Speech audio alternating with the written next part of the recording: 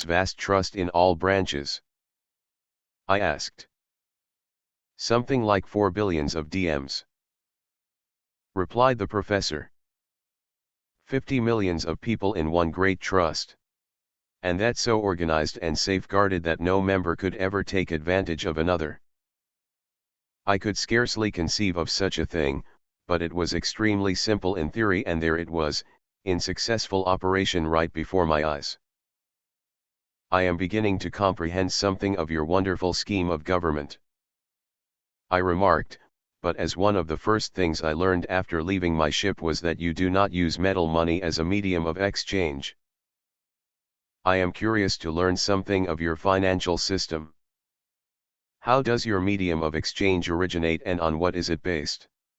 I believe, said the professor, without answering my question, that our financial system is as near perfect as anything of human origin can be. And do you not think your whole governmental scheme is perfect? I asked in surprise. No, indeed, replied my friend. It is ideal in comparison with what has been accomplished in the world before, but the final perfect government is no government at all.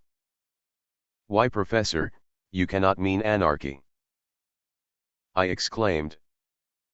Oh no, he answered, just no government. When people become fully civilized and Christianized, and that narrow delusion called patriotism gives place to worldwide fraternalism, there will be no necessity for government or laws. For goodness sake, I cried, leave something for heaven and hereafter. But this monetary system, tell me something about that. It is all comprehended in these propositions, said the professor. The value of anything is what it is worth to man, and it is honestly worth to one man what it costs another man to produce it.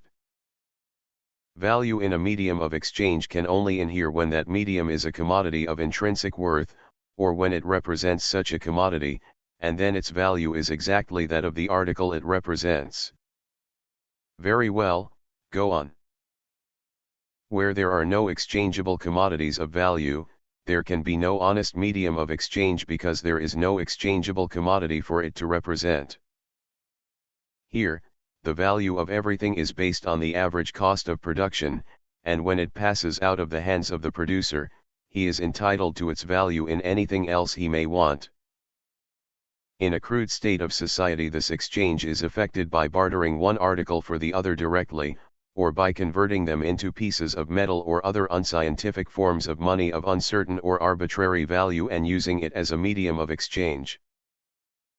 But as this medium is an uncertain quantity, depending on the discovery of mines, the vagaries of legislation and the manipulation of the financiers who own and control it, commerce in all commodities becomes a mere shuttlecock in the hands of the money masters, and the value of everything, in their medium, is subject to their will.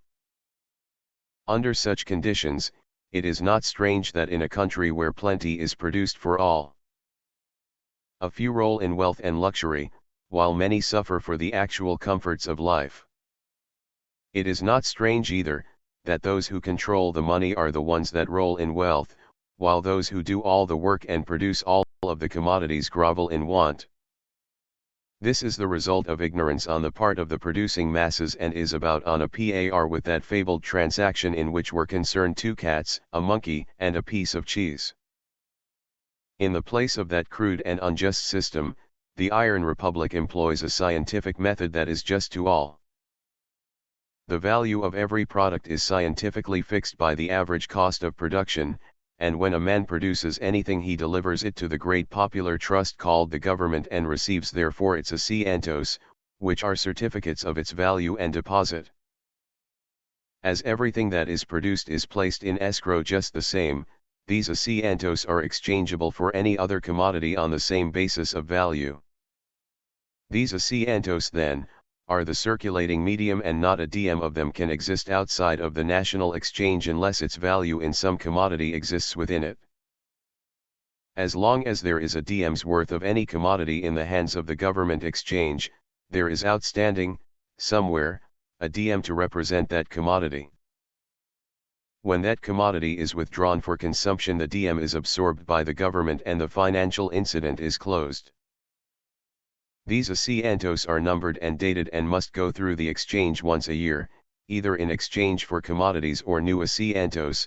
They are reissued every year, so if any are lost or destroyed, after the date of the annual funding they are made good to the loser, if he has preserved the numbers so that his loss can be identified. Under this system no great store of money can be hoarded anywhere, and there is no temptation in that direction as it cannot be made to yield interest or increment. In carrying out this great governmental trust, 4 billions of DM are issued and absorbed annually, and so the great financial tide ebbs and flows with the regularity and certainty of the tides of the ocean.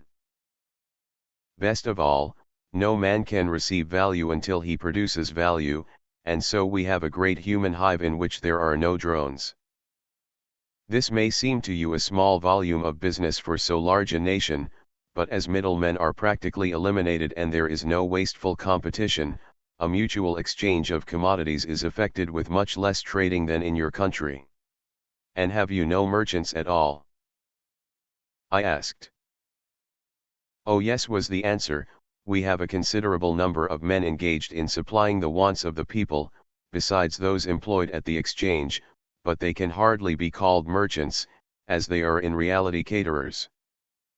They establish themselves in locations more convenient to the people of certain sections than the exchange and receive a small advance over the exchange prices merely on account of that convenience. The exchange fixes the price though of everything, and the caterers are only paid enough more to pay for this convenience, as the exchange is open for all. Of course this applies only to the commodities that are handled in the exchange. There are many commodities, perishable goods, confectionaries, and an endless variety of gimcracks that are not received into the exchange at all and are dispensed by the caterers. Your absolute cash system undoubtedly saves a vast amount of loss and litigation, said I, but men are compelled to have accommodation or suffer, and that, it seems to me, is where your system would work great hardship. If there was no remedy, replied the professor, it were still better that a few should suffer than many, but the system provides even against this. If a man has nothing, he is a pauper, in the language of your country, and could not get accommodation there nor anywhere else. If he has non-perishable property of any kind, though, here, he can go to the exchange in his commonwealth and get asientos to the amount of 50%, of the value of the property without interest. Of course he must give a bond for this value signed by freeholders to protect the exchange against loss. Referring to these asientos, is it not possible to counterfeit them? I asked. It might be done, answered the professor, although they are printed on socially prepared paper, but as every man who passes one may be required to endorse it. It would be like counterfeiting a bank check in your country, which can be done by anybody. The penalty, though, is severe, and as we have no idle class, there is no criminal class, and any kind of a misdemeanor is a rare occurrence in this country. I should think, I remarked, that having to endorse these asientos in every small transaction would be annoying. They are not used in small transactions, was the reply. They may be deposited and converted into fractional currency at any post office. Indeed, and what are the denominations of your money? Our lowest denomination is the millium, which represents 5 minutes labor. Then we have 3 minutes, 6 minutes, and the hora, which is supposed to represent an hour's work, and as a day's work here is 8 hours, the hora is worth about 12.5 cents in your money. Above this, we have the quarter diem, half diem, and diem. In the larger denominations there are 1, 2, 3, 5, and 10 diems. Money here represents labor, and labor is made the basis, or unit, if I may use that term, of its value. 12 minimize make a hora, 8 horas make a diem. While this conversation, so dry and uninteresting to the ordinary reader, was going on, Many places of interest were pointed out to me and I was keenly alive to the beauties of the city through which we were rapidly propelled. Afterwards we passed out into the country, where on every hand were the same evidences of prosperity I had seen in the city. Modest but comfortable houses, paved roads, every resource of nature taxed to the last degree to subserve the convenience of man. It must have taken a great while, I remarked, for people to reduce the art of living to this point of perfection. On the contrary, replied my friend, the change was wrought in a very few years. When the people found that it paid to live in this intelligent, scientific way and the spirit of reform got in the air, they went at it with a vim. We were going through a pleasant, shady lane, on one side of which were some cattle standing under the trees and on the other, a man ploughing in a field with a horse, the first I had seen. We were yet some distance from the farmhouse when, hearing a humming noise behind us, I looked around and saw a box or a car about as long and thick and about half as wide as a square piano running towards us on two cables stretched on poles. I had noticed these cables and a lot of other wires, but I had not learned all of their uses. "Here's another new one on me," I cried, standing up in the carriage to see the thing go by. "That is the Rural Express," said the professor, laughing, and then he directed the motorman to keep up with it until we passed the farmhouse, that I might have an opportunity to see it work if it should have something to deliver there. It was running about 30 miles an hour and we spurted along by it till it passed the house. The box or carrier ran 8 or 10 feet above the ground, and when it reached a pole in front of the house, one of a number of knobs or cranks that projected from the side of it engaged a pin on the pole, and several packages were thrust out of the rear end of it and dropped into a box-like receptacle attached to the pole just below. A gong was rung at the same time, and a lady came out of the house, lowered the box with a pulley and took out the packages. This rural delivery, the professor told me, was one of the newest of the public utilities and was just being introduced. It had proved a success, and the Department of Progress intended to put them on throughout the Republic. They were run from the exchanges and post offices and carried, besides mail, packages up to 20 pounds weight. The cables also carried electric light and power currents, and the carriers ran in circuits going on round and back to the starting point when empty. Several of them passed us while we were on the line of the circuit and were running continuously. This section of country was an elevated plateau, and to the northward could be seen the blue outlines of the Illyrian hills. The afternoon was perfect with an Indian summer haze, and as we traveled at the rate of about 20 miles an hour we traversed a wide extent of territory. Scenes of Arcadian beauty were spread out everywhere. And as I thought of the miserable hirelings and wage earners of America and the Old World, the sweatshops and crowded tenements, the dwarfed and stunted lives that result from the mad struggle for wealth, I said feelingly, "I would to God the poor of my country could come here when they die, it would he heaven to them." "What more could heaven be?" exclaimed the professor, stretching out his hand toward the lovely undulating fields. "To live, to labor and to love. Is that not heaven?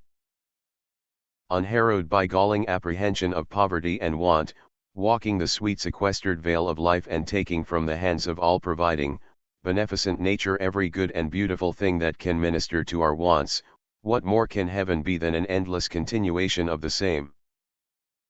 And this would be the condition of the whole world if men could learn the unwisdom of selfishness, or were but wise enough to combine for mutual protection against themselves."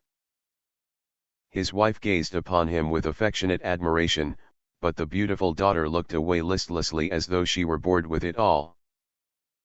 I felt, with a pang of disappointment, that this beautiful woman must after all be shallow and feeling less, but when, a moment later, she turned to me with a wistful look in her eyes and asked me if I did not think that if one had been born in heaven and had never lived anywhere else, they would grow tired of it, I comprehended something of the ennui that made life tiresome to her even in so blessed a country.